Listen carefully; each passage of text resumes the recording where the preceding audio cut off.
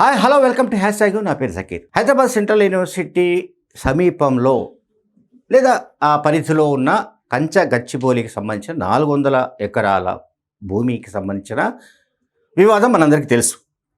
ఆ భూములో జరుగుతున్న గొడవలు, లేకుంటే సుప్రీంకోర్టు దాకా కేసు వెళ్ళిన విషయం, సుప్రీంకోర్టు కొన్ని వ్యాఖ్యలు చేసిన విషయం, రాష్ట్ర ప్రభుత్వం నుంచి నివేదిక కోరిన విషయం, ఇవన్నీ కూడా మనకు తెలిసినవే.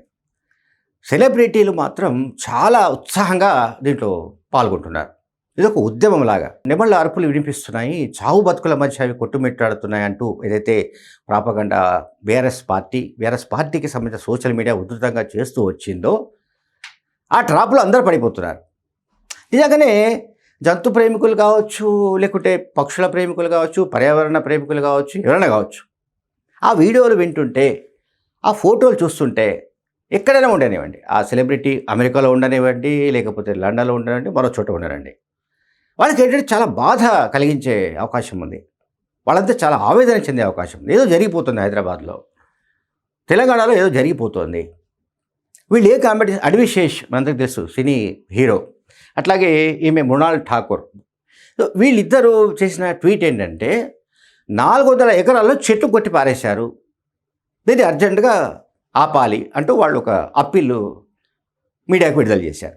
వీళ్లకు ఈ పర్టికులర్గా నేను చెప్తా, గచ్చిబౌలి 400 ఎకరాల భూమిలో ఏం జరిగింది, ఏం జరుగుతోంది, అసలు ఆ భూమి ఎవరిది, రాష్ట్ర ప్రభుత్వం ఏం చేయదలుచుకుంది, రాష్ట్ర ప్రభుత్వం ఆ భూమిలో ఎటువంటి అభివృద్ధి కార్యక్రమాలు చేపట్టదలుచుకుంది, ఏ విధంగా అక్కడున్న వన్యప్రాణులను, అట్లాగే ఇతర ఏవైతే అరుదైన పక్షి జాతులు ఉంటాయో వాటిని రక్షించడానికి సంబంధించిన చర్యలు ఏ రకంగా తీసుకుంటున్నారు, ఇవన్నీ ఏమీ అక్కర్లేదు. ఏవైతే మనకు మీడియాలో, సోషల్ మీడియాలో కనిపిస్తుంటాయో, ఏవైతే సోషల్ మీడియాలో ట్రోల్ అవుతుంటాయో, వాటి ఆధారంగా ఈ సెలబ్రిటీలంతా మాట్లాడుతున్నట్టు కనిపిస్తుంది. Whether they belongs to cine industry కావచ్చు, మరొక ఇండస్ట్రీ కావచ్చు, లేదా యూట్యూబ్ ఇన్ఫ్లుయెన్సర్స్ అంటాం మనం, వాళ్ళు కావచ్చు, వీళ్ళందరూ కూడా ఇప్పుడు పెద్ద ఎత్తున ఈ ఉద్యమానికి సంఘీభావం చెప్తున్నారు. ఇది మామూలుగా అంటే కాకతాళీయంగా వాళ్ళే మీడియాలో చూసి, లేకపోతే ఇంకో రకంగా ఇంటర్నెట్లో చూసి స్పందిస్తున్నట్టుగా నాకైతే కనిపించట్లేదు. దీని వెనుక చాలా పెద్ద కథ నడుస్తోంది. ఈ కథ ఏమిటంటే, ఎవరైతే బీఆర్ఎస్ సోషల్ మీడియాను హ్యాండిల్ చేస్తున్నారో, ఎవరైతే బీఆర్ఎస్ సోషల్ మీడియాను మేనేజ్ చేస్తున్నారో, వాళ్ళు చాలా పకడ్బందీగా దీన్ని అంతర్జాతీయ స్థాయిలో రేవంత్ రెడ్డి అపఖ్యాతి పాల్చేయాలన్నది స్కీమ్.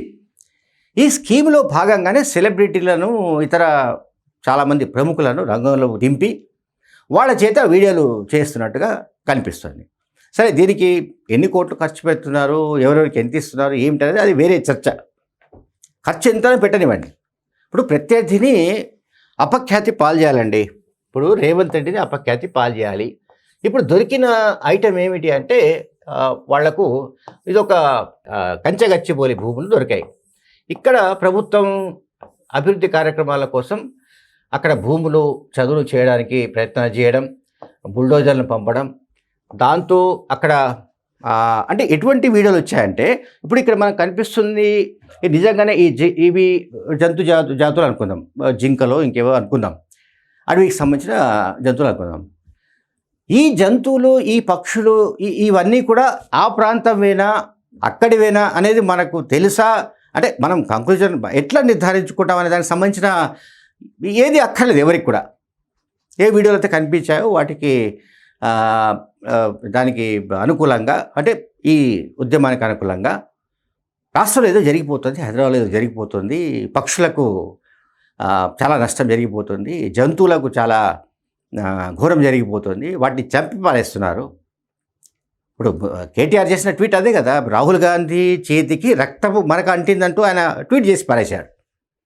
చూడండి, రాహుల్ గాంధీకి రక్తం మరక అంటిందంటూ ఆయన ట్వీట్ చేయడం అంటే, దీన్ని ఎంత దూరం పీక్స్కి వెళ్ళాలనుకుంటున్నారో బీఆర్ఎస్ పార్టీ వాళ్ళు, దాన్ని బట్టి మనకు అర్థమవుతుంది. అందువల్ల సెలబ్రిటీలు కానీ మరొకరు కానీ వాళ్ళు అర్థం చేసుకోవాల్సింది ఏంటంటే, అసలు జరిగింది ఏమిటి, జరుగుతున్నది ఏమిటి, బీఆర్ఎస్ పార్టీ ఏ రకంగా నెగిటివ్ ప్రాపగండ చేస్తోంది, ప్రభుత్వానికి వ్యతిరేకంగా ఎట్లా ప్రాపగండ చేస్తోంది, రేవంత్ రెడ్డిని అపఖ్యాతి పాలు చేయడానికి ఏ రకమైన కుట్రలు పడుతోందనే విషయాన్ని గ్రహించకుండా వాళ్ళు తమకు ఏది కనిపిస్తే అదే, లేదా తమకు ఏది వినిపిస్తే అదే నెమళ్ళు అరుస్తున్నాయి భయ్. అక్కడ మరి ప్రపంచమంతా తెలుస్తుంది, ఇక రేవంత్ రెడ్డికి తెలియడం లేదా అని మొన్న కేటీఆర్ ఒకసారి విలేకరుల సమావేశంలో మాట్లాడారు. నెమళ్ళు వాటి మీద నుంచి బుల్డోజర్లు పోతున్నట్టుగా ఒక క్రియేషన్ అనమాట. సో ఈ రకమైన కల్పిత కథలు లేకపోతే ఫేక్ వీడియోలు ఇవన్నీ సృష్టించి వదులుతూ సెలబ్రిటీల ద్వారా ఇతర ప్రముఖుల ద్వారా వీడియోలు చేయిస్తూ పెద్ద ఎత్తున ఒక యాంటీ రేవంత్ రెడ్డి ప్రాపగండాను కొనసాగిస్తున్నారు. Thank you very much.